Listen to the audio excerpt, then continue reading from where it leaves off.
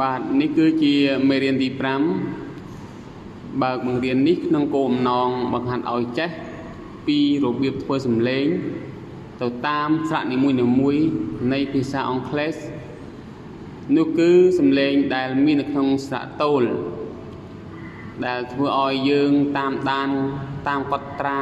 ចំណាំមិនចេះចាប់ចេះហើយនោះបាទដើម្បីកុំឲ្យខាតពេលយូរខ្ញុំសូមរើសយកស្រៈតូលមួយមកធ្វើការបញ្ចេញសំឡេងដូចខាងក្រោមអញ្ចឹងចំពោះស្រៈ A សំណួរសួរថាតើស្រៈ A នេះមានប៉ុន្មានសំឡេងក្នុងការអានបាទចម្លើយឆ្លើយថាមានទាំងអស់រហូតដល់8សំឡេងឯណោះបាទអញ្ចឹងស្រៈ A មានការបញ្ចេញសំឡេងចំនួន8សំឡេងទី1ស្រៈ A អានជាសំឡេងអែបាទទី2ស្រៈ A អានជាសំឡេង A ទី3ស្រៈ A អានជាសំឡេង អ ទី4ស្រៈ A អានជាសំឡេង ទី5ស្រៈ A អានជាសំឡេង ទី6ស្រៈ A អានជាសំឡេង ទី7ស្រៈ A អានជាសំឡេង ទី8ស្រៈ A អានជាសំឡេង បាទអញ្ចឹងយើងឃើញមានដល់8សំឡេងមែនបាទហើយចំពោះស្រៈ E សំណួរសួរថាតើស្រៈ E នេះ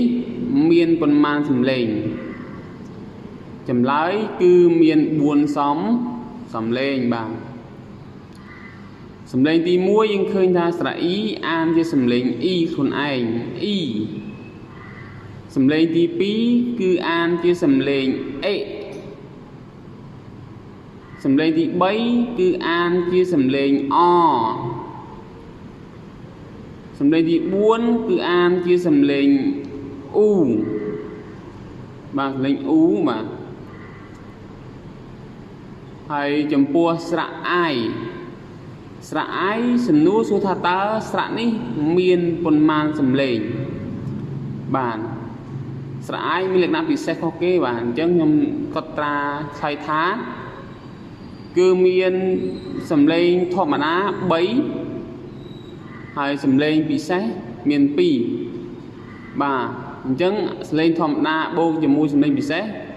បានទាំងអស់គឺ5សំឡេងបាទស្រៈ I បាទអញ្ចឹងស្រៈ I ទី1ស្រៈ I អានជាសំឡេង I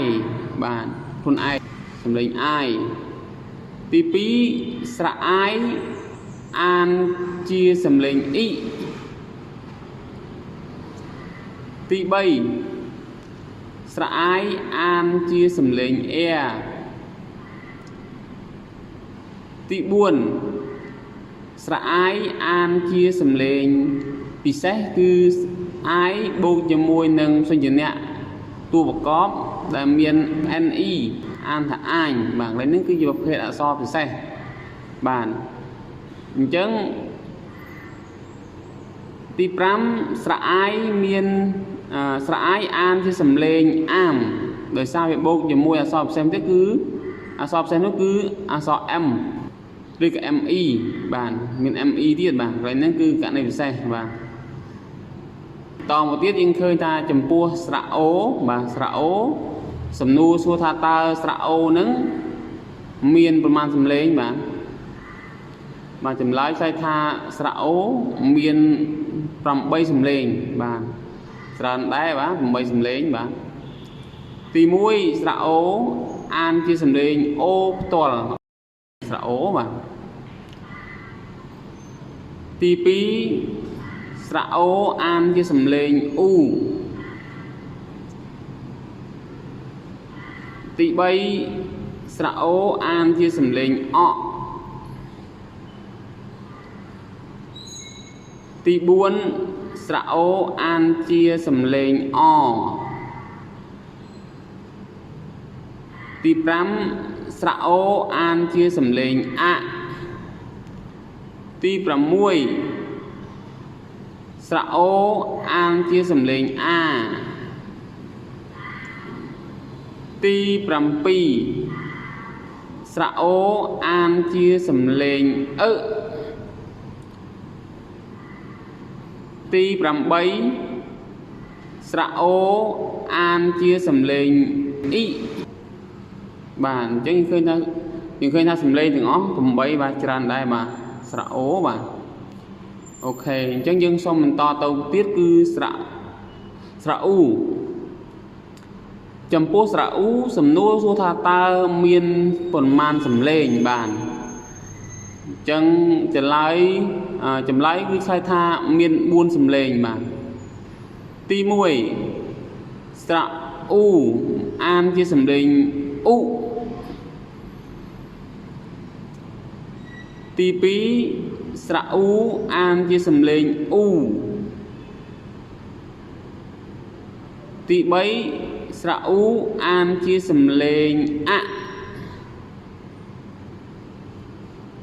ទី4ស្រៈអ៊ូអានជាសំឡេងអ៊ីបាទអញ្ចឹងឃើញសំឡេងមាន4បាទអញ្ចឹងគាត់ត្រាចំណាំទៅបើយើងចង់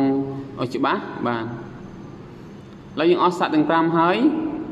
ដោយសារយើងសល់ពេលទំនេរទៀតយើងអាចខ្ញុំសូមបន្ថែមបន្តិចបន្ថែមស្រៈជំនួយករណីពិសេសបាទករណីពិសេសនេះគឺចំពោះវាយជាព្យញ្ជនៈតែ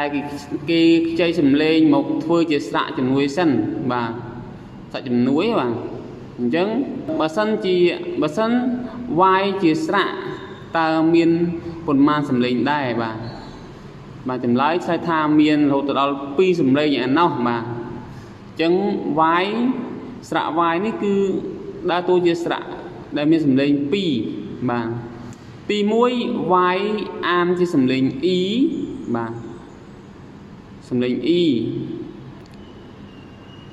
ទី2វាយអានជាសំឡេងអាយបាទសំឡេងអាយអញ្ចឹងកន្លែងនេះយើងឃើញយើងមានការឆ្ងល់បាទប៉ុន្តែ